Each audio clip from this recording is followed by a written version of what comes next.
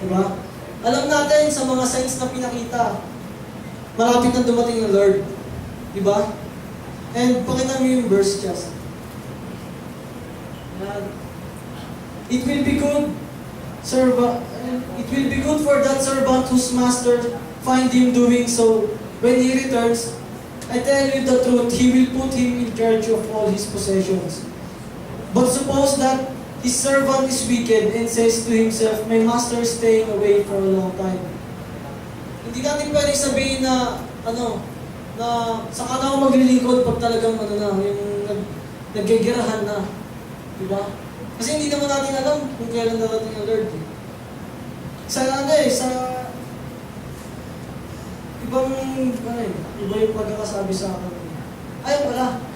And then he begins to beat his fellow servants and to eat and drink with drunkards. The masters of that servant will come on a day when he does not expect him, at an hour he is not aware of. He will cut him to pieces and assign him a place with the hypocrites, and where there will be weeping and of teeth. Nation of teeth. Bakit ako naman ako kayo naman? Masyado seryoso, nakakabato yun. Diba? Ang sa sarili ko dun. Diba? Kaya huwag natin gayahin yung isang servant na confident, alam niya na matagal pa dadating yung master ko, muna ako, mag-iinom muna ako, magpapakasaya muna ako sa mundo, muna ako, yung basketball muna ako, saka na ako magsaserve. Pero hindi natin alam pag inabutan tayo ng Lord, ayun yung mangyayari sa atin. Will come on that day when he does not expect him, and at an hour he is not aware of it, he will cut him into pieces, and assign him a place with the hypocrites. Ganito na lang. Diba? Kung ayaw natin maging yung servant na magiging makakat into pieces, huwag tayong parelax. Ang gayahin natin yung sabi sa verse 46. Yan. Pakita natin. Pakita mo. It will be good for that servant whose masters find him doing when he returns. I tell you the truth, he will put him in charge of all his possessions. Habang hinihintay natin ng Lord, huwag natin sayangin yung oras. Huwag tayong banjing. Huwag tayong parelak-relak lang. Diba? Yung iba dito, kung wala naman di kayong ginagawa, talagang mas ako na nagsasabi, malaki yung may tutulong ng pag-ministry sa atin. Malaki yung may tutulong. Kaya, madami namang ministry dito, madami kayong pwedeng sabihin. Saka lahat, yung introduction na. Advance ko na sinasabi sa inyo, lahat ng gagawin natin pag-serve sa Lord. Hindi yun nasasayang kasi He will put you in charge of everything. Charge of all His possessions. Kesa mamili ka na lang. Ikaw na lang yung ikaw ba yung servant na wicked o ikaw ba yung good na servant? Kasi yung servant, paano siya eh? Diba? Pabanjing-banjing lang, relak-relak lang. Diba? Paupo-upo lang. Pero nasan siya? Diba? Yung good servant, yun yung natin. Gawin natin, maging good servant tayo. Maging good servant tayo ng Lord. Huwag tayong huwag tayong bossy. Kasi ayaw ng Lord yun, diba? Sabi nga ng Lord, kung gusto natin maging great, we must be servant. Hindi yun nasulat eh. Pero sabi ng Lord, those of you who want to be great, He must be your servant. Kung tama ako. Kaya, kung gusto natin makasama ang Lord, kasi sa simpleng bagay, malaki na rin yung may tutulong yan sa Lord eh. Sa pagsaserve mo, sa pagsaserve sa simpleng gagawin natin, pag natuwa ang Lord yan, alam mo na yung mangyayari pag natuwa ang Lord, di ba?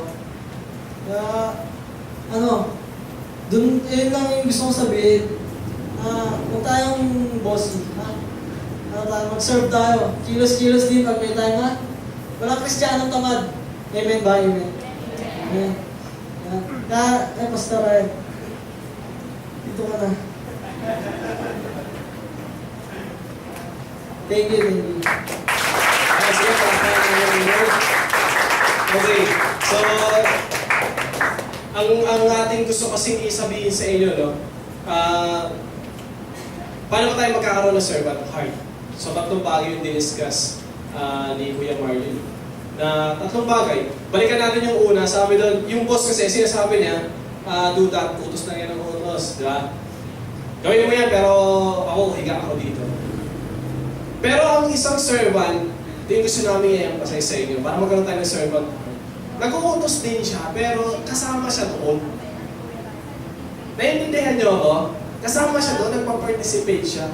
Hindi yung mag-uutos siya, gawin mo, tapos wala siya doon, basic in action. Hindi ganun lang isang servant. Isang servant, kasama siya sa inuutosan, or nag-uutos din siya, pero kasama siya doon. Andun siya. So that is number one. Dapat maintindihan natin ito. To have a servant attitude, dapat magkaroon tayo ng isang puso na handang magkaroon ng minsan ka kahit hindi mo na kailangan utusan, nandun ka ginagawa mo. Halimbawa, sino dito aamin, minsan, kapag nakita nila nakatambak yung hugasan, nagpapakiramdaman pa sa loob ng bahay. Sino dito yung alam niya na, ang isip niya ganito, meron yan mamaya, may maghuhugas niyan. Pero hindi ako yun. May ganun ba? Pero sino dito yung talaga pag nakita yung hugasan na gano'n, yung mag-initiative, talagang huhugasan yan. Sino dito? Taas ang kamay. O, di ba? Isa lang, isa. Dalawa, napilitan pa. Ito. Dito, wala. Okay, Tams? Di ba? Minsan nga yung pinagkainan na lang ng sarili, di ba? Kala kasi natin pag sinabing serve dito lang sa church, mali. Yung sinasabi ni Kuya Marlon nyo, kahit nasan kayo. Pwede kayo mag-serve kahit nasan kayo. Kahit nasa bahay kayo, basta ginagawa nyo para kay Lord. Amen ba? Amen. Hindi yung masama-sama ng Lord nyo pag ginagawa. Yung pangalawang bagay, para magkaroon tayo ng servant attitude. Pangalawa, huwag natin gayahin yung boss na ginagawa lang yung mga dapat niyang gawin kasi nauutusan lang kasi. Yun nga, example ni Marlo, yung pag-aaral. Kasi inutos lang ng nanay. Papagalitan kasi ako ni tatay, baka paluin ako sa puwet. Baka hindi ko ginawa. So pag binagsak ko, baka pag hindi ako nakaakyat ng stage, wala akong honor, baka taktakan ako ni nanay. Maraming mga akong kakilala na ganito, kaya na nag-aaral ng mabuti kasi may inaasahan yung mga magulang. Kasi yung mga magulang nung nag-aaral ay mga nasa top at nasa honor. So gusto nung mga magulang natin, dapat yung anak ko rin honor. So ikaw, pag ikaw naman nag-fail, alam mo na pag-aagalitan ka. Hindi dahil sa nag-fail ka dahil, dahil mahal ka nila, hindi ka nila mapagalitan talaga. Pag-aagalitan ka kasi nabigo mo yung expectation nila. May mga ganung magulang. Kaya nangyayari sa ating mga kabataan, nag-aaral ka mabuti dahil may kumukontrol sa'yo. Pero kung ikaw lang papipiliin, okay na yung average, okay na yung pumasa ka. Hindi masama na mag-aaral mabuti, huwag niyo ako ma-misinterpret, no? Pero sinasabi ko dito, kung yung mga ginagawa natin is out of duty lang, minsan kung hindi man ikaw yung boss, minsan may boss ka na sinusunod at napipilitan mo gano'n. Pero ang isang servant, kung gusto natin magkaroon ng servant attitude, lahat ng bagay na ginagawa mo kasi mahal mo yung ginagawa mo. Amen ba doon? Sino dito mahal yung pag-aaral? Wow. Yung totoo.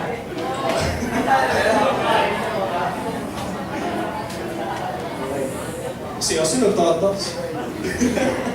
Okay, so mahal mo yung ginagawa mo, lahat ng bagay, maliit, malaking bagay, basta ginagawa mo yun dahil mahal mo yung ginagawa mo. Hindi mo yung ginagawa dahil inuutusan o gusto mo lang magpapansin, hindi ganon.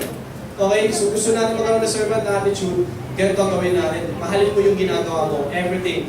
Pero huwag mong mahalin yung kasalanan, ha? Kasi may mga kasalanan tayong ginagawa, tapos sabi kasi sa church, mahalin ko na yung ginagawa ko, pag-iinam mo, Hindi ganun ang ibig ko sabihin. Baka sabihin nyo, sabi sa church, mahalin ko daw yung pag-iyosi ko, so mahal ko siya. Hindi ganun na. Hindi ganun ang ibig sabihin, lahat ng ginagawa mo mabuti, lalo na alam mo, makakatulong sa kapwa, makakatulong sa sarili, makakatulong sa pamilya, makakatulong sa kapwa, anything that is good, gawin mo na may pagmamahal. Hindi lang dahil parang nagpapogi ka, nagpapakyut ka, para lang mapicturean ka o maisama ka sa TV. Di ba? Huwag ganon.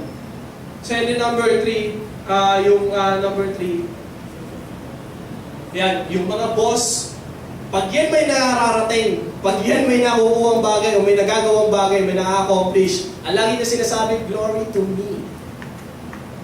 Pero sa, ang isang servant, kung gusto natin magpa-impress sa Lord, ang lagi niya sinasabi, ang isang servant, glory to God. But every time na may nagagawa yan, may nakatapos ang project, mataas siya sa math, o mataas siya sa science, ang lagi niya sinasabi, glory to God. Hindi niyo yung magagawa kung hindi ako tinulungan ng Diyos. Ang boss, ang sinasabi niya, glory to me, kasi nagsumikap talaga ako, nagpuyat talaga ako dahil sa akin, kaya ako nakapasa. Wow, ha? Kung hindi ka pinagising ng Lord, kung umaga na yun, hindi mo nakita yung grade mo. Ibig sabihin, kung paano hindi ka binigyan ng lakas ng Lord para magsipag? Saan ba nanggaling yung lakas at sipag na binigay mo, na ginawa, ginamit mo? Diba? Lahat galing sa Panginoon. Amen?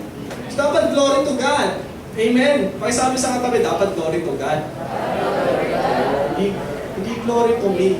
Dapat meron tayo glory to God attitude. Pero ito tatandaan nyo, wag nyo sasanayin yung sarili nyo na sinasabi nyo lang yung glory to God. Kasi may mga kakilala ko na nakasanayan lang sabihin yung glory to God. Pero sa buhay nila ang yabang-yabang. May pabos din yung ugali. Pero ang lagi niyang pinapang yung glory to God. Bakit? Nakasanayan nila kasing sabihin. Pero sa buhay, hindi. Pero yun ang sinasabi ko sa inyo. Glory to God, hindi lang sa salita, pati sa gawa. Lifestyle dapat yun. Amen ba?